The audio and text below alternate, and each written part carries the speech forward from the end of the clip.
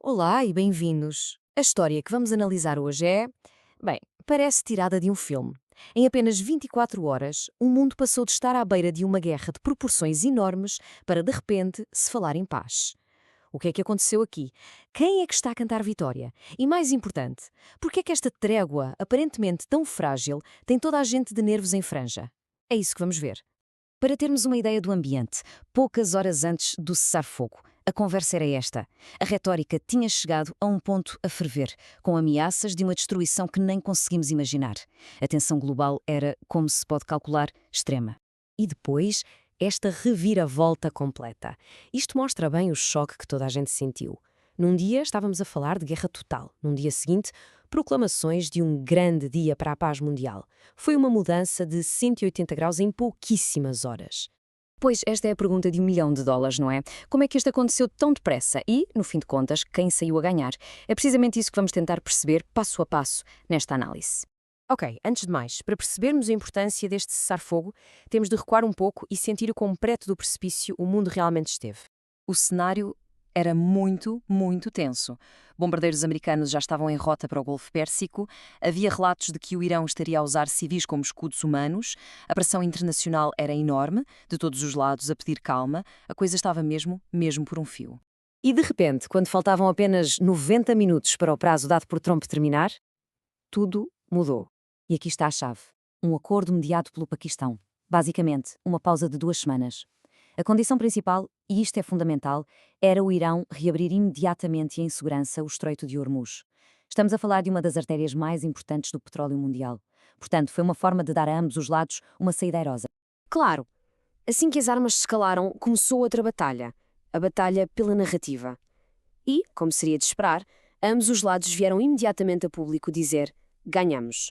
E é fascinante ver isto lado a lado. Em Washington, a conversa era: cumprimos os objetivos, o Irão cedeu. Já em Teherão, a história era completamente diferente. Foi uma vitória histórica, os Estados Unidos foram obrigados a aceitar as nossas condições. Duas realidades completamente opostas sobre o mesmo acontecimento. E olhem só para a lista de vitórias que o Irão apresentou. Não é coisa pouca. Retirada dos Estados Unidos, fim das sanções, aceitação do seu programa nuclear. Basicamente, eles não apresentaram isto como um acordo, mas sim como uma rendição total por parte dos Estados Unidos. Ora, enquanto os políticos discutiam sobre quem tinha ganho, houve alguém que deu um verdito muito claro e imediato: os mercados financeiros. A reação foi euforia. Pura e simplesmente. Não houve meias palavras. Os investidores, que estavam à espera do pior, de uma guerra catastrófica, respiraram todos de alívio. Um alívio que se sentiu em todo o mundo. E este número diz quase tudo. O preço do petróleo Brent caiu 15%. O maior medo era que a torneira do petróleo se fechasse com o bloqueio do Estreito de Hormuz, e este número mostra esse medo a desaparecer quase de um momento para o outro. E não foi só no petróleo. As bolsas de Nova Iorque a Tóquio dispararam. O dinheiro, como se costuma dizer, não mente. E aqui, o dinheiro estava a celebrar em grande o recuo da beira do abismo. Mas há sempre um mas, não é? Toda esta euforia dos mercados escondia uma realidade bem mais instável. Esta paz começou a desfazer-se quase tão depressa como foi anunciada. Vejam só esta cronologia. O cessar-fogo começa a meio-dia. 15 minutos depois, já há mísseis iranianos a serem interceptados sobre Jerusalém. Logo a seguir, Israel retalia com ataques aéreos. E depois, o Irão ameaça bombardear Tel Aviv. Em suma, o acordo mal durou um quarto de hora, o que mostra a enorme falta de confiança entre todas as partes. E aqui está um ponto-chave. Israel, que parece ter sido apanhado completamente de surpresa pelo acordo, vai dizer: atenção, esta trégua não tem nada a ver com o nosso conflito com o Hezbollah no Líbano. Isto, claro, criou imediatamente um novo foco de tensão, perigosíssimo. A declaração oficial do governo israelita de Benjamin Netanyahu foi de apoio, mas demorou 4 horas a sair. E em diplomacia, um atraso de 4 horas pode significar muita coisa, nomeadamente que nos bastidores a conversa foi bem mais complicada. E a prova disso veio da oposição.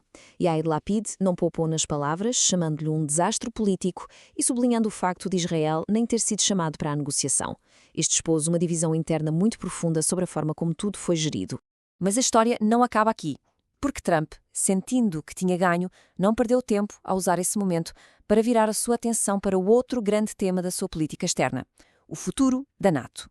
Ele aproveitou a onda. Acabado de anunciar a sua vitória com o Irão, endureceu logo o discurso contra os aliados da NATO, questionando o valor da aliança e acusando-os de falta de apoio na crise iraniana.